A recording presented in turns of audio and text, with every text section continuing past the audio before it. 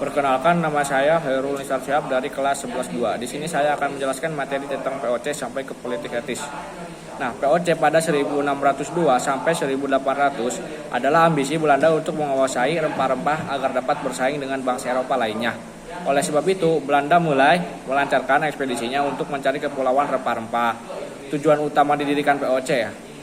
Jadi tujuan utamanya itu untuk menghindari persaingan antar pedagang Belanda dan untuk menghindari persaingan dengan pedagang Eropa lainnya. Usai menguasai dan memonopoli perdagangan rempah-rempah, tetapi POC dalam perkembangannya bertindak seperti sebuah negara. POC dijadikan sebagai wakil pemerintah kerajaan di Indonoin. Nah, POC memiliki hak istimewa, yaitu hak oktroi. Nah, yang pertama itu adalah hak mencetak uang sendiri, yang kedua adalah hak memelihara angkatan perang, dan yang ketiga adalah hak memerintah negara yang diundur. Dan yang keempat adalah hak melakukan berjanjian dengan raja. Dan yang kelima adalah hak memonopoli perdagangan rempah. Nah, pada tahun 1795 Prancis menyerbu Belanda. Muncullah kaum patriot dari Prancis yang membuat Raja Willem V melarikan diri ke Inggris. Belanda pun dikuasai Prancis. Prancis kemudian membuat pemerintah bernama Republik Bataaf yang dipimpin Louis Napoleon.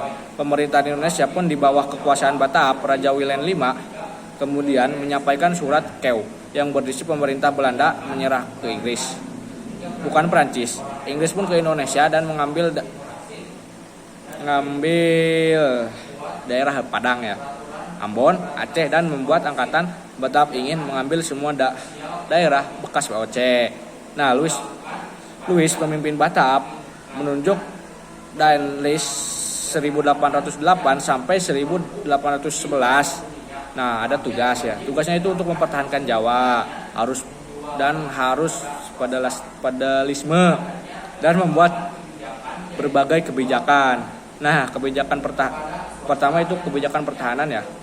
Untuk memperbanyak jumlah pasukan 18.000 orang pribumi. Yang kedua membuat angkatan legion Mangkunegara. Yang ketiga untuk membangun jalan raya Anyer Panaruan. Nah, kebijakan politik dan pemerintahan. Ayat 2. 1. Mengangkat bupati sebagai pegawai. 2. Membagi Pulau Jawa menjadi 23 keresedinan. Nah, kebijakan keadilan ya. 3 peradilan. Eropa, Timur asing, dan pribumi. Buat peraturan pemberantas korupsi. Nah, kebijakan sosial ekonomi, melakukan pajak, meningkatkan penanaman yang laku di pasar dunia. Rakyat wajib menyerahkan hasil pertanian dan menjual tanah kepada swasta. Nah, adanya kesalahan kebijakannya itu menjual tanah kepada swasta yang hasilnya untuk diri sendiri. Nah, lalu dipecat. Jones dipilih, Jason dipilih. Pada 1806, Jason terusir karena wilayahnya dikuasai Inggris 26 Agustus 1811. Batavia dikuasai Inggris. Jason meminta legion Mangkunegara untuk memukul Inggris, tetapi tetap kalah. Nah, pada 18 September 1811, Belanda dipaksa menandatangani perjanjian Kuntang. Pulau Jawa diserahkan kepada Inggris dan orang Belanda dipekerjakan di perintah Inggris. Sekarang masa pemerintahan Inggris ya. Pada 18 September 1811, Raffles ditunjuk. Ada prinsipnya ya. Jadi satu itu segala kerja Rodi, menyerah wajib dihapus, pemungutan pajak dihapus, dan tanah milik pemerintah. Kebijakan politik dan pemerintah ya.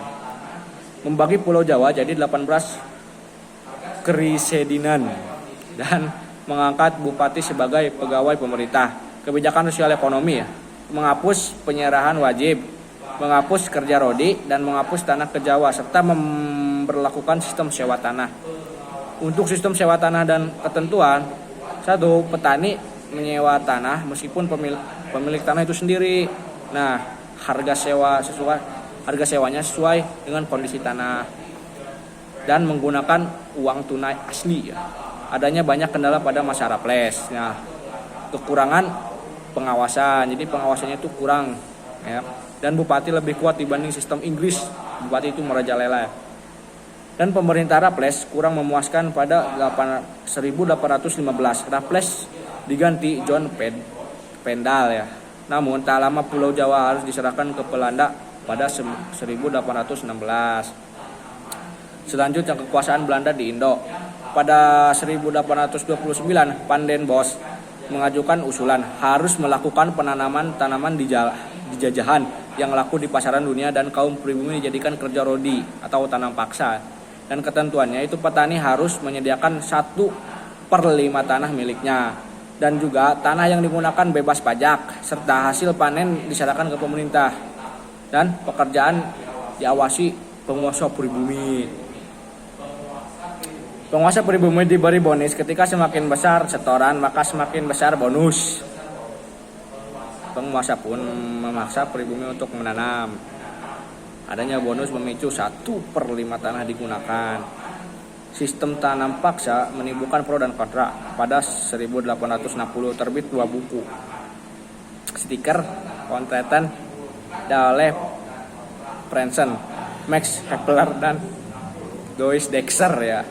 Sejak itu sistem paksa dimulai dihapus ya, diganti sistem ekonomi liberal. Kemudian saya akan menjelaskan ya tentang politik pintu terbuka. Jadi politik pintu terbuka itu adalah kebijakan perekonomian Indonesia dibuka kepada swasta untuk pertumbuhan ekonomi dan kesejahteraan.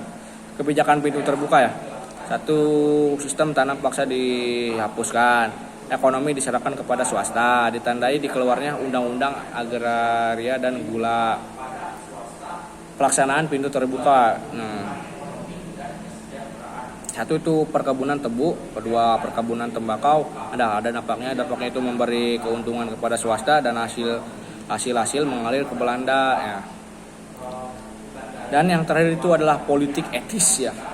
Nah, program politik etis itu adalah ada ya edukasi sebagai pendidikan, imigrasi sebagai saluran irigasi sebagai perataan penduduk. Penyimpangan politik etis ya.